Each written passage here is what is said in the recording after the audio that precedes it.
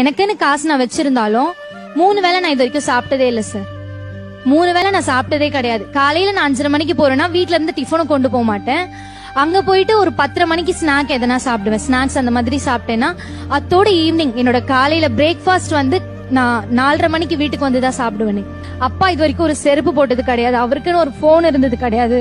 அவர் காலையில சாப்பாடே மதியானத்துக்கு மேலதான் சாப்பிடுவாங்க. சோ இந்த மாதிரி எல்லாம் இருக்கும்போது நானும் அதே மாதிரி பழகிடுச்சு.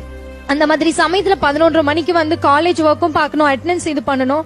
அந்த சமயத்துல நம்ம எதனா ஒண்ணு கேட்கும் போது கிடைக்காதப்போ வீட்டுல எதனா சொல்றோம் அப்படின்னா நிறைய டைம் ஒரு வார்த்தை சொல்லிடுவாங்க சார், மத்தவங்க பண்ணாததையா நீங்க பண்ணிடுறீங்க, ஊர் உலகத்துல இருக்கிறவங்க எல்லாரும் தானே வேலைக்கு போறாங்க, நீ என்ன ரொம்ப இப்படி பண்ணிக்கிற அப்படின்னு சொல்லும் போது என் கூட இருக்கிற பசங்க எல்லாம் வந்து சினிமாக்கு போறாங்க, பீச்சுக்கு போறாங்க, ஹோட்டல் போறாங்க, ஃப்ரெண்ட்ஸ் கூட டைம் ஸ்பெண்ட் பண்றாங்க, தீம் பார்க் போறாங்க. ஆனா நான் வந்து என் தம்பி தங்கச்சிக்காக, என் அப்பா அம்மாவுக்காக நான் இப்ப வேலைக்கு போறேன்னா அதை அவங்க புரிஞ்சுக்க மாட்டேங்கிறாங்க.